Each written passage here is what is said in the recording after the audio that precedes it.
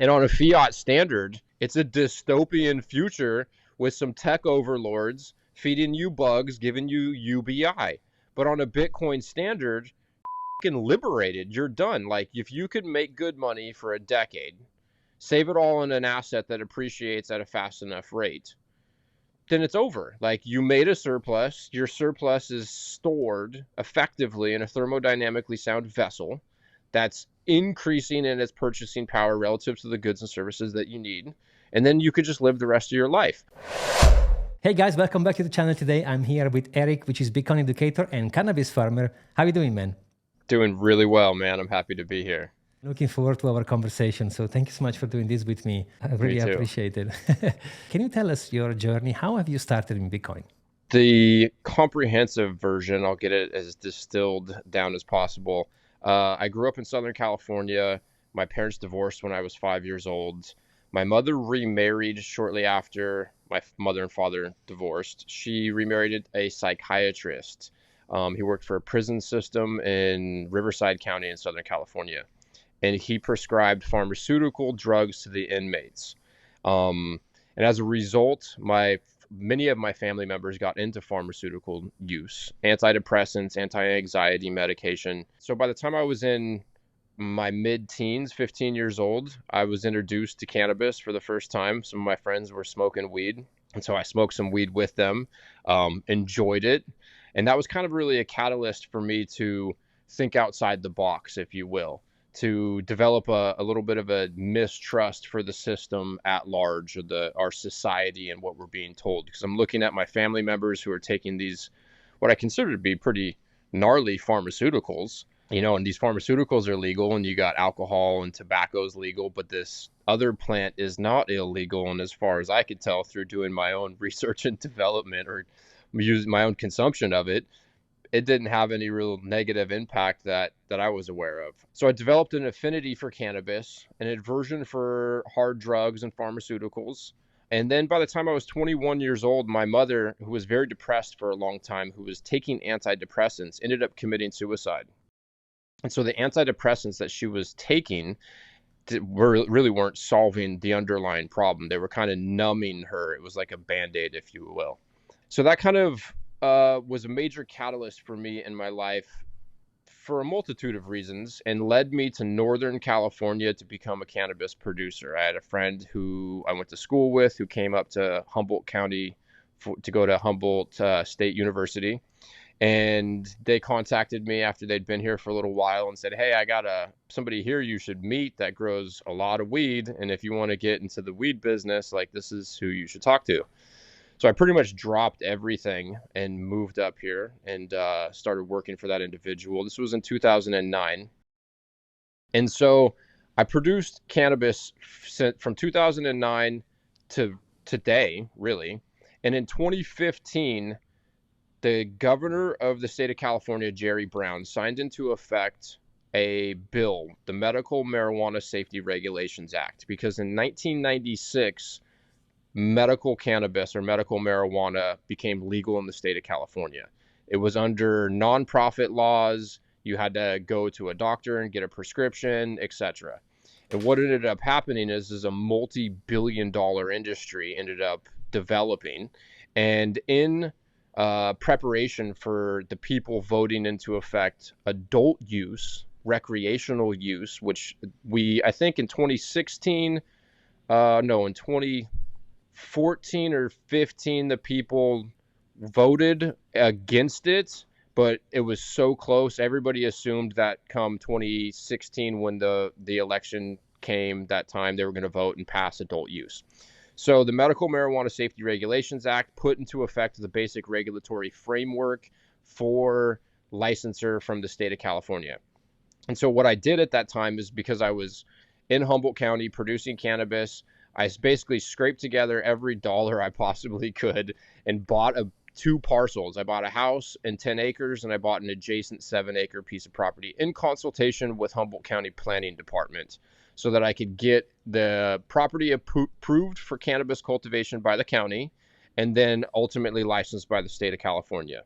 And so it was, when I tell the story, honestly, it's a long story in itself. It was just basically a series of miracles. It was a miracle I was able to like close escrow and get through. Like there was a lot of community blowback. It was kind of an interesting experience, to say the least. But I did close escrow and I did get permitted in record time. So I was one of the first people in Humboldt County to get permitted. And I also got licensed at the beginning of 2018 when licenses were first issued. So this was like a dream come true for me and a very vindicating moment for me in my life. But as soon as I closed escrow, I think I was 30, I don't know, 2 years old at the time. I started to go down the economic rabbit hole with a new need to understand, a new level of incentives. Like I had the highest economic incentive that I had ever had to understand the real estate boom bust cycles, the monetary system, the markets, etc. And so after 9 months of going down the economic rabbit hole, the money rabbit hole, it was very quickly I came across the idea of hard money and Austrian economics and gold and silver, and listening to some of the Peter Schiffs of the world and whatever. And I'd say it took me 9 months of pretty relentlessly digesting YouTube content and reading books to discover Bitcoin. And when I discovered Bitcoin, I was very, very well primed to understand the magnitude, or at least the potential, of Bitcoin, really based upon, my trip down that economic rabbit hole, but also being a commodity producer. And I'm watching in real time in my line of work supply increase relative to the demand. So that elasticity of a commodity, or really anything, if there's more demand for something, there's more of an incentive for people to produce it. And so I'm watching the value of my product plummet in real time because the demand is increasing. And so I knew, and this was in mid 2017, I knew that if Bitcoin didn't get destroyed or some black swan took it out, that it was going to be essentially the hardest asset in all of human history. As the demand increases for this thing, the supply doesn't change. And because it's money that's it's invisible. I like to think about it as like metaphysical property. It's just informational, finite, unconfiscatable, undebasable, pure monetary utility, or a pure monetary instrument. And if that's the case, then this thing will have infinite demand. So essentially, I'm looking at this thing where I'm like, hold on, this random anonymous Japanese guy figured out how to pair true scarcity with infinite demand. Like, and I'm looking at this whole economic paradigm, kind of, I wouldn't say that I suffered directly from nihilism, but I'm looking at the world from 20 years of my life, from my mid-teens, kind of like with this, like, there's got to be something more to this world. Like, there just seems like something is missing. Like, this is like it's almost like a simulation or a video game that's like not complete. Like, we need a new download. We need an update. Something's just not right here, And so, yeah, I just became absolutely obsessed. And actually, the discovery of Bitcoin caused me to pivot my life strategy entirely. I realized rather quickly that I had an existential crisis, that this dream come true, getting permitted and licensed by the state to produce cannabis, although seemed really good, I knew that the value of the commodity that I was producing could only decrease because it was so easy to produce. And the cost of operating and living on a fiat standard was going to increase. So I have dollar-denominated wage deflation and dollar-denominated inflation in my cost of operating my life or living. And so I sold my farm. I only owned the property for 2 years. It took me a year to get permitted and licensed, which was record times. And then I farmed it with the license for 1 year and sold it. Yeah, and then basically started to become obsessed with Bitcoin. And as far as my business life, I pivoted to doing farm consulting and management services because of the issue of people needing to become more efficient. I have a lot of, credibility in the industry and the region in which I'm in. I've been here for a long time, and so I had a lot of, a whole litany of opportunities as far as, other cannabis businesses to manage. So in some sense, I have all the upside of being a cannabis producer and none of the downside, because owning the business isn't really, it's not a good investment.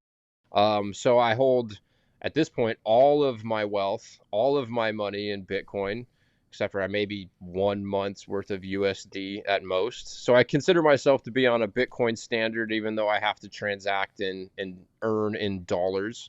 Everything goes into Bitcoin. If I need some capital, then I got to sell some Bitcoin.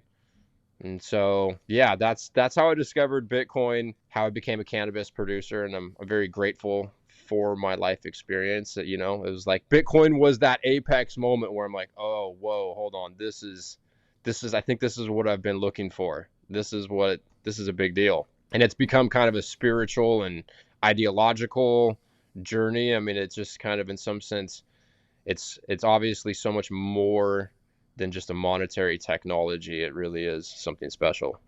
What is this thing that we call money?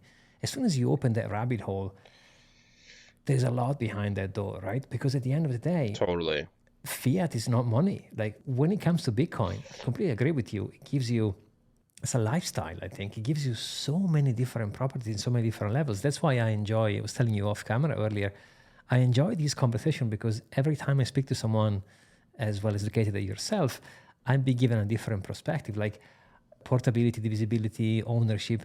Is there one you have in particular that you like the most? The first one that comes to mind is it's a fixed unit. And I look at it in some kind of an abstract, ethereal way, where kind of like we live in this reality where everything's in flux. Everything is a variable.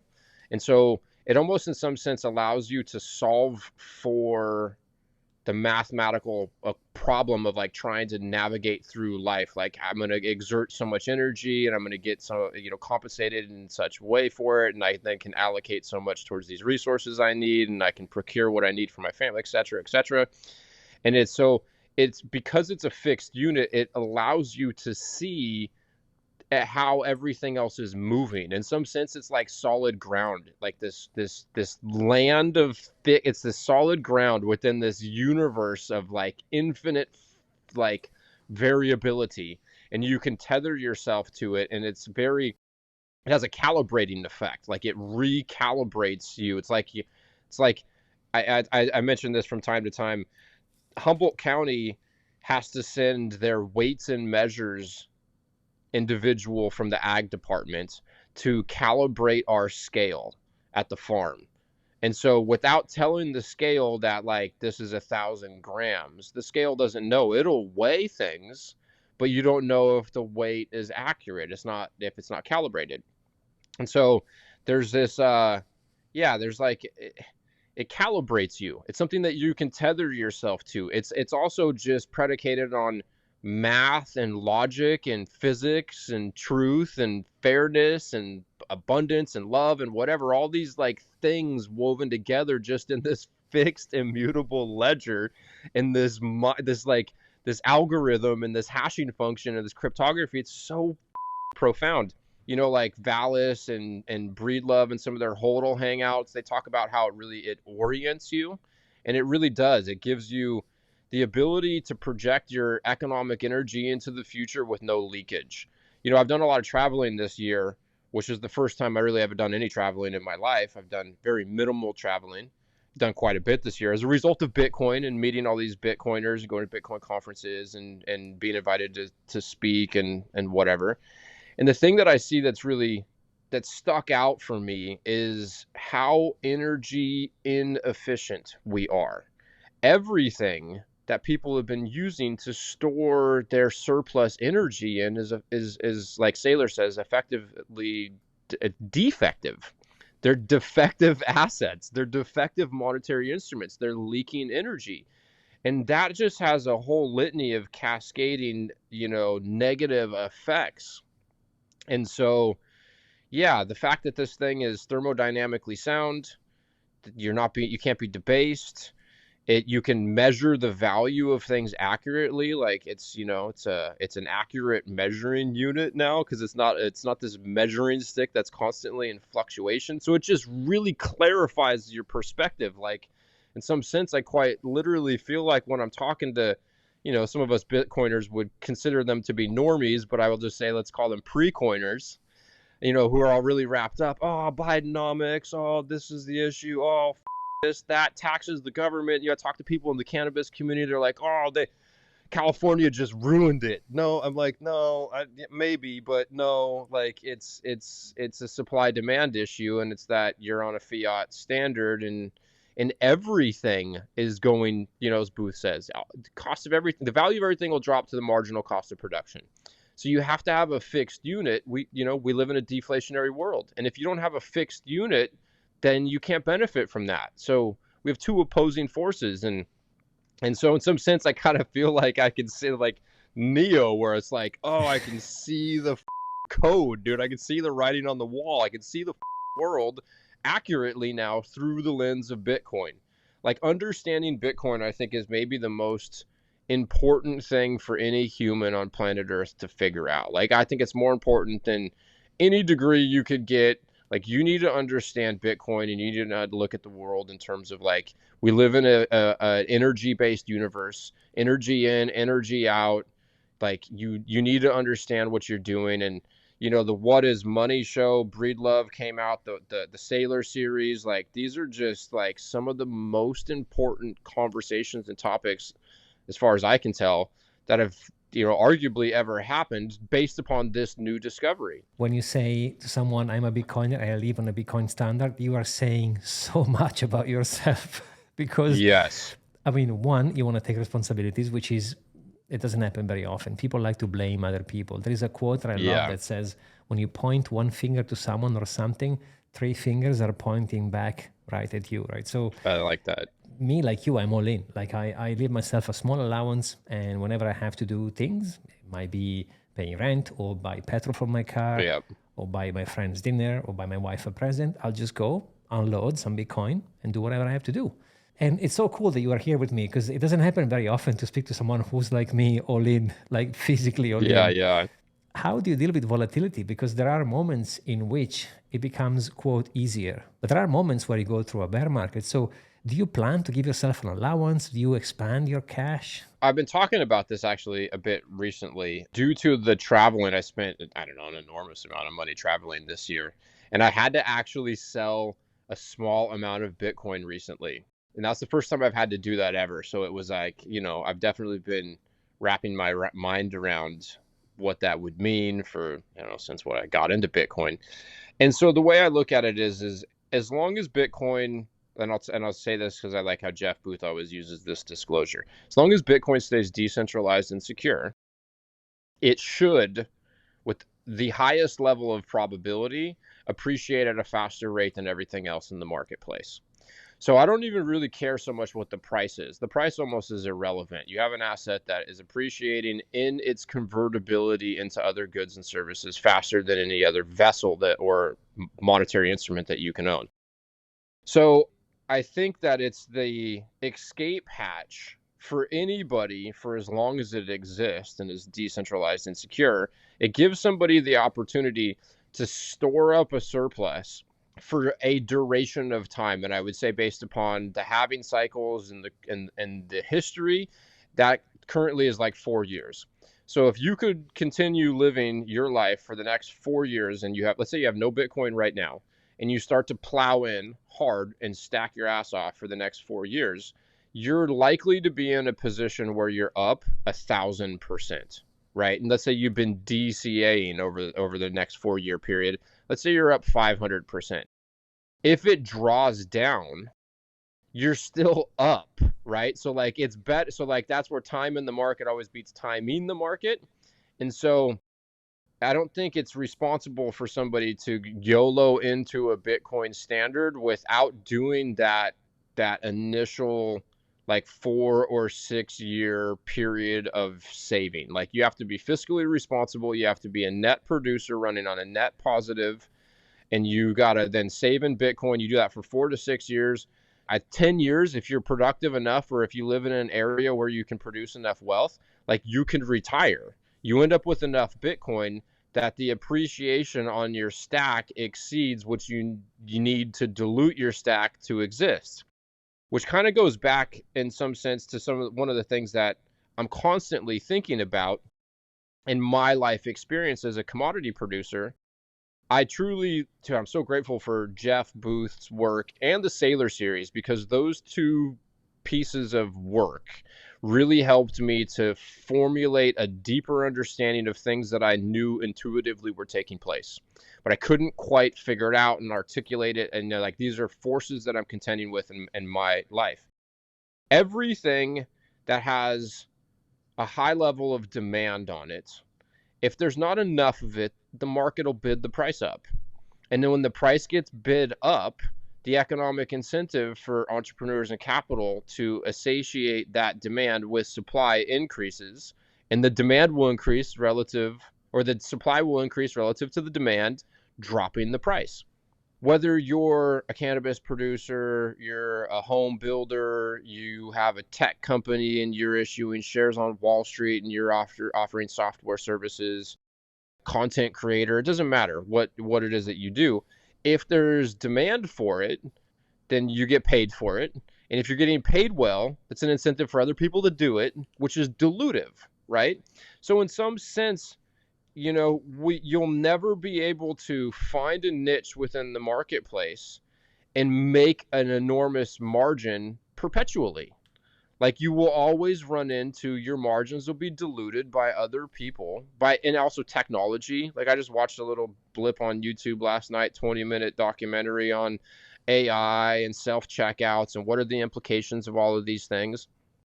And on a fiat standard, it's a dystopian future with some tech overlords feeding you bugs, giving you UBI.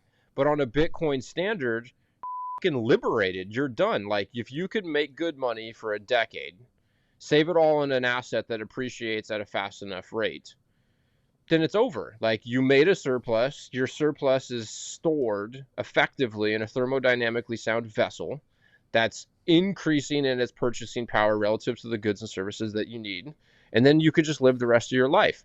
So Bitcoin makes, like, I feel like in some sense I grew up in a time, and I'm sure you can relate to this, an era of paradigm where, like, you're taught things that are factually or functionally, like, wrong.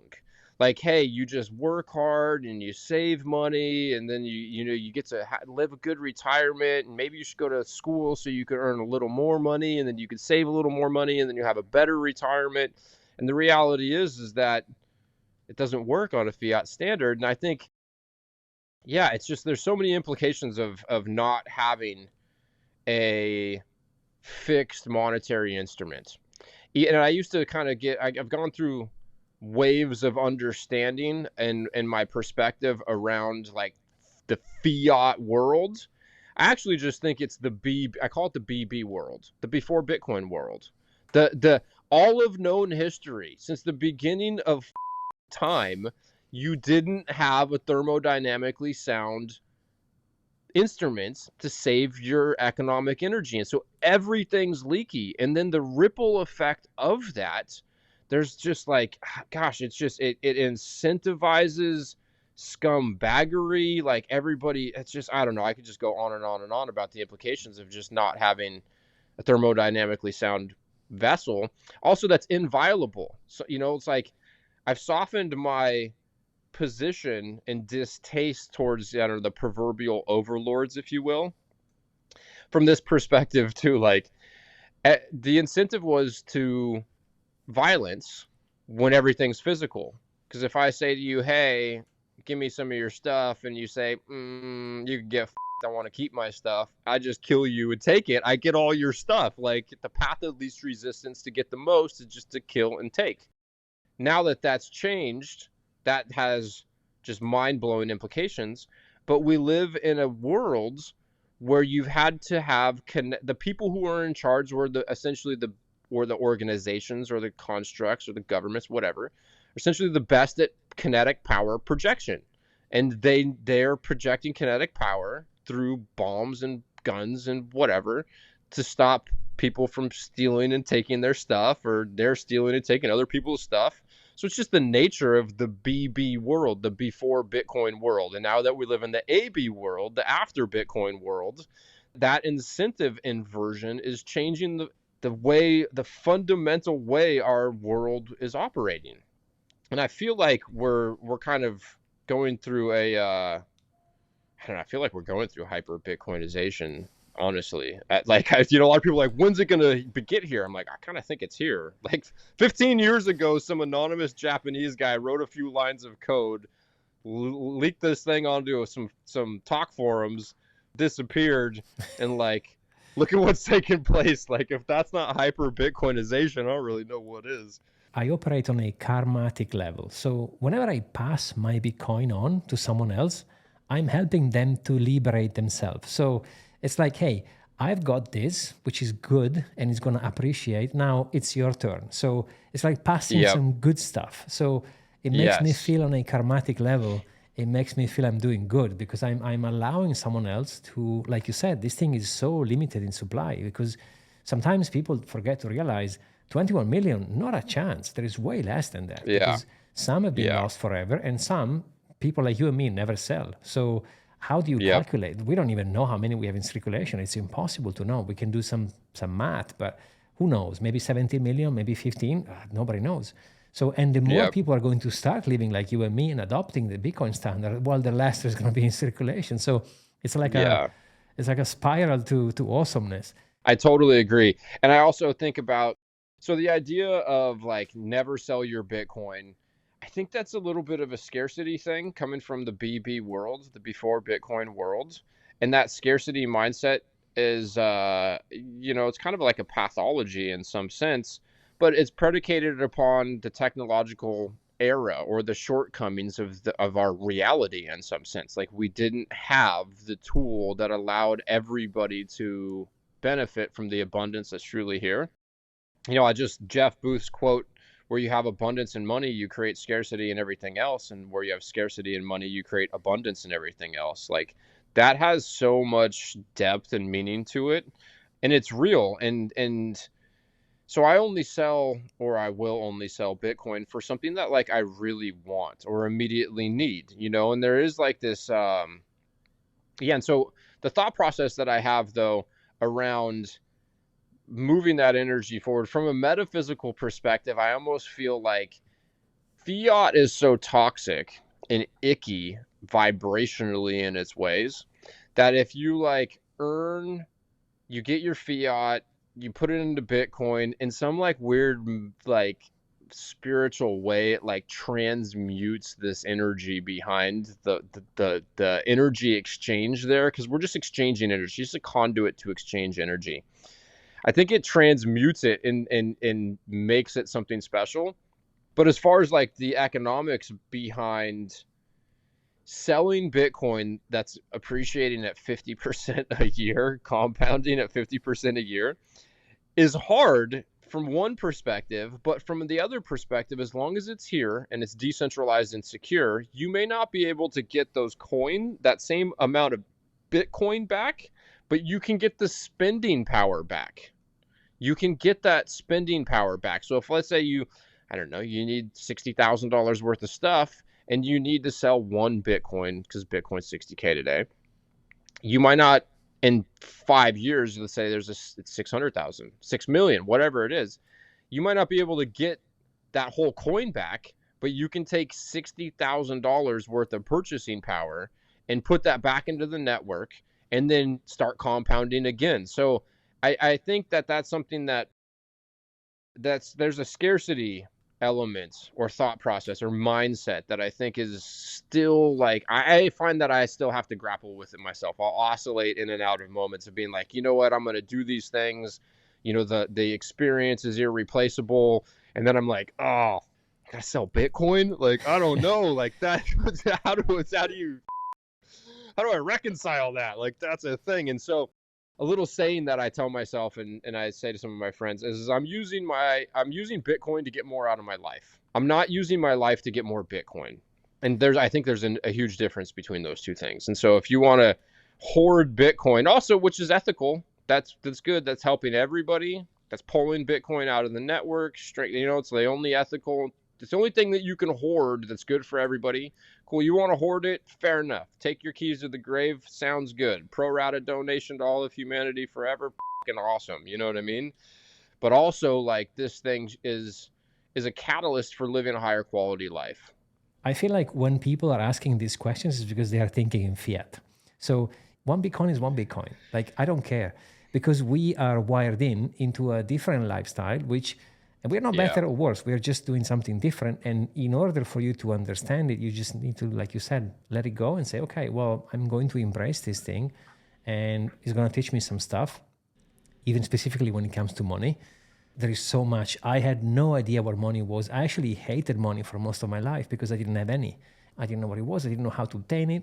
And I don't know if you agree with me here. I would love to ask you, but I think Bitcoin is going to be the layer zero for a new civilization where we're going to build things on top of it. Like, it's just the base, but then they're going to allow us to have an ID, maybe to have. And I know Michael Saylor is doing some stuff on that route, but do you also see Bitcoin as a base for some sort of a layer 2, 3, 4, 5, 6 on top of it? I do. And I think it's in some sense it's like our civilization, like life on Earth is really just beginning. It's almost like we're coming out of this, I don't know, Neanderthal, yellow shiny rock, archaic like era, and now we can really start to build things accurately. We can figure out what our problems really are, because you can have pure signal.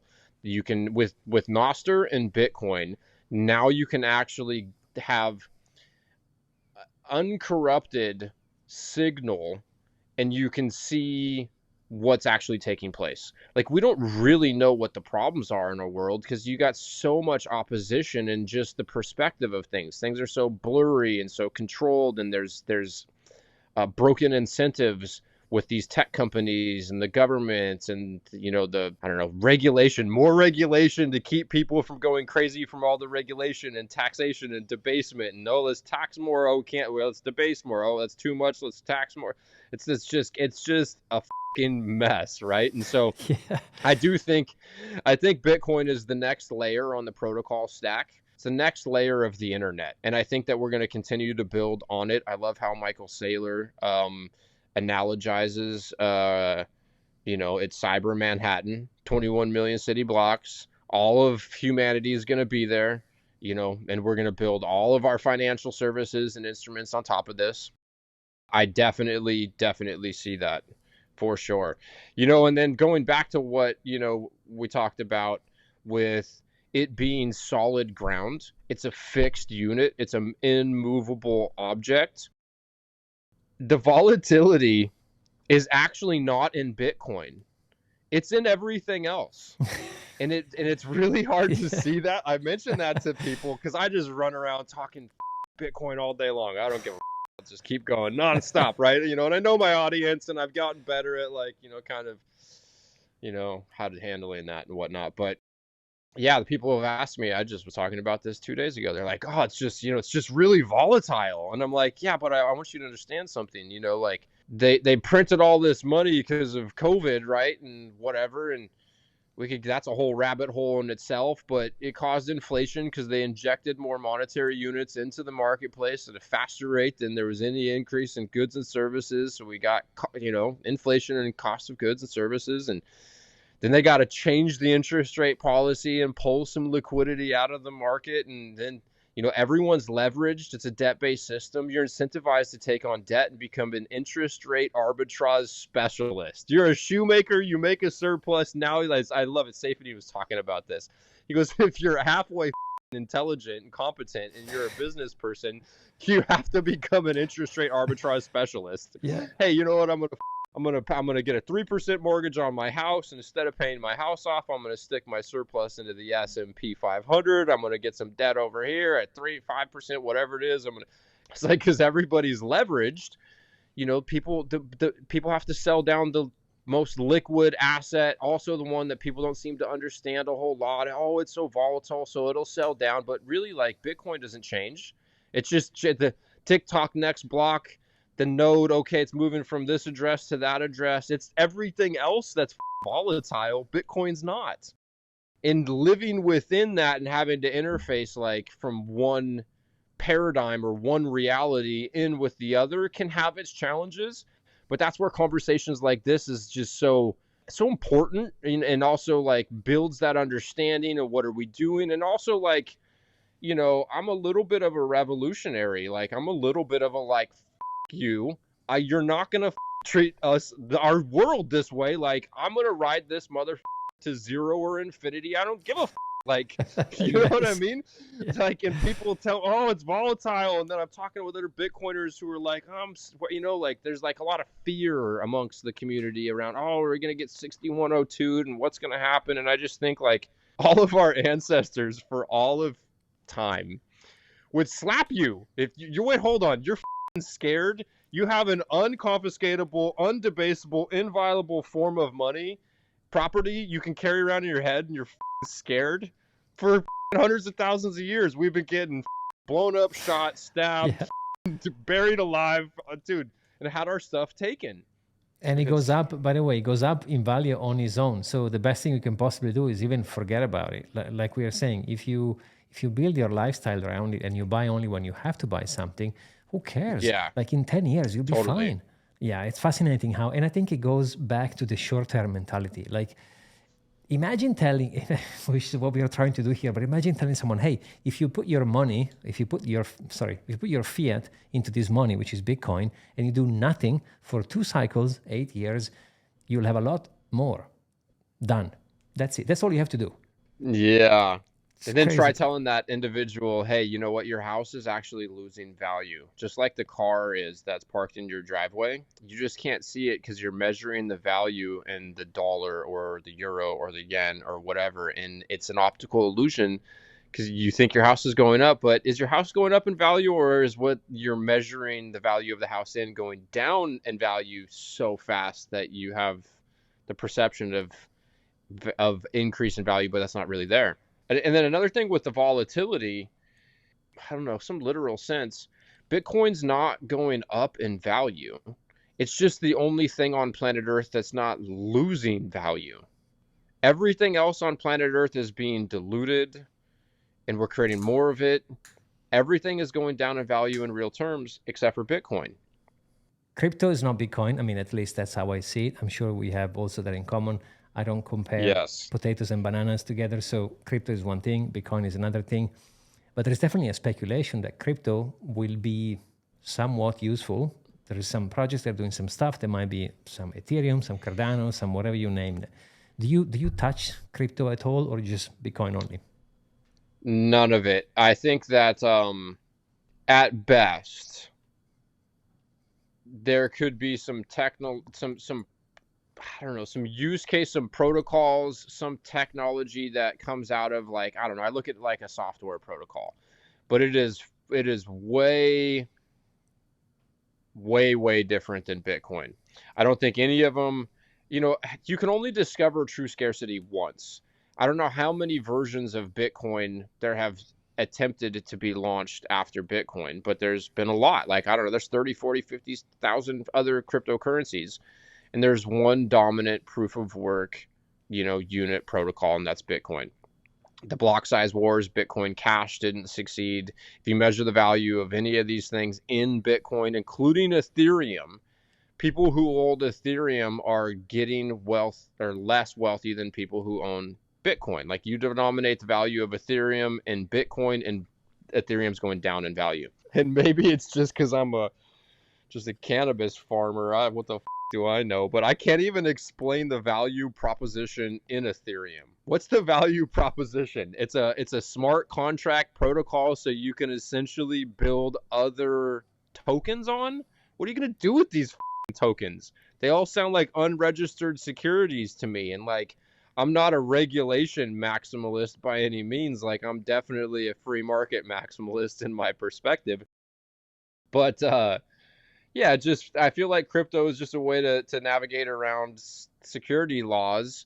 And, essentially, it's either, I look at all other cryptos other than Bitcoin as effectively pump and dumps. And there are people with nefarious intents who just want to make some money, or they're navigating around the security laws in an attempt to fund their business because they think their business is viable and they're going to solve some use case. But the whole, like, I don't know. Like, I don't want to. I'm trying to not talk so much and be so negative, but I fucking lose my mind when I hear some of these talking heads.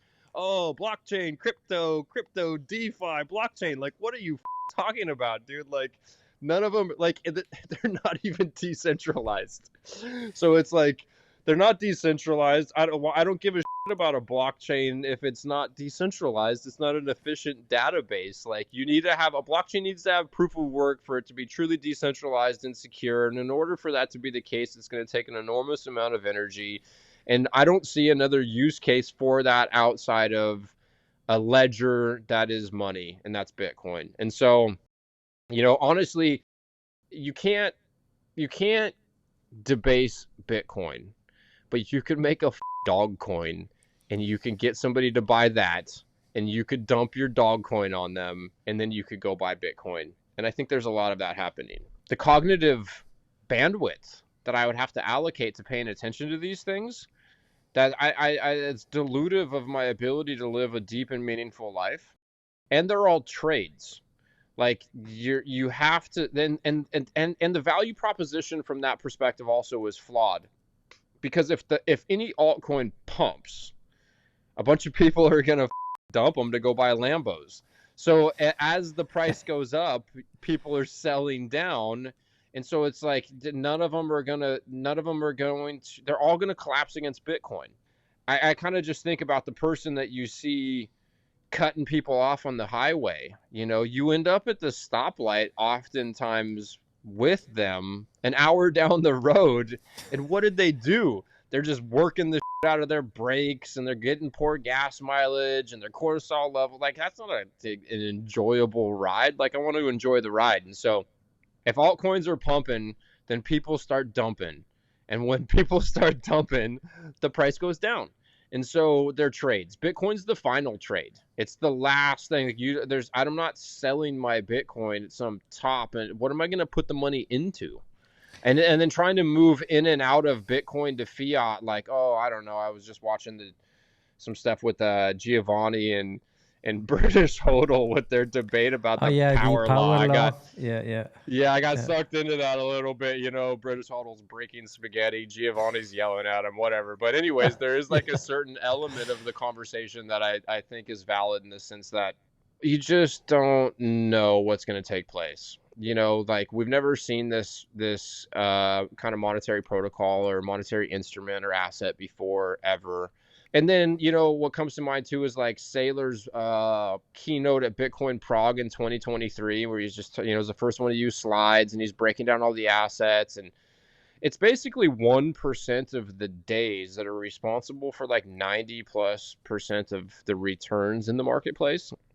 And so trying to move in and out of Bitcoin and pay capital gains tax, because I live in a tax jurisdiction where Bitcoin is taxed as property. So it's just not a good strategy. And I've only met one person in all of my travels that does well trading Bitcoin, and they do so by moving in and out of leverage. They're not going from Bitcoin to fiat. They're going from Bitcoin to leveraged Bitcoin, which I also don't recommend. Yeah. And as a result, actually, they've been able to sustain their life, but they did get wrecked a couple of years ago, and they'll never get that same amount of Bitcoin back. There are people who are traders who can do this, and just because I haven't met any doesn't mean there's not people who are doing really well trading in and out of Bitcoin, swing trading, whatever. I just don't have the cognitive bandwidth to do it. I also feel like it's too big of a risk. It's too big of a risk. Like, tomorrow the Saudis could just dump $100 billion into Bitcoin, and you could wake up, it could be $1 million a coin. And you sold because it pumped to 62 and you thought you were going to buy back at 58K, and you wake up and it's 250 grand. I don't know. It's just like, we're in uncharted territory. This is the new frontier. I don't trade my Bitcoin, and I don't pay attention to any of the altcoins. I think it's dilutive of my quality of life. It's like, what am I doing? Like, this thing is going up 50% on average a year. Isn't that enough? Like, yeah, what I mean? That's like the people who got wrecked in BlockFi. It's going up 50% a year. You need 8% yield. What the thinking?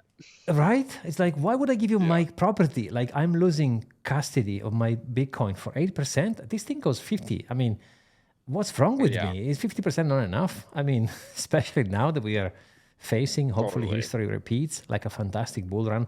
I don't know what's going to happen in September. Nobody knows, but it's going to go up in the next 12 months. So what am I worried about? Yep. Buying at 49? You know, like you said, what am I selling for? Like to get fiat? I'm trying to get rid of fiat.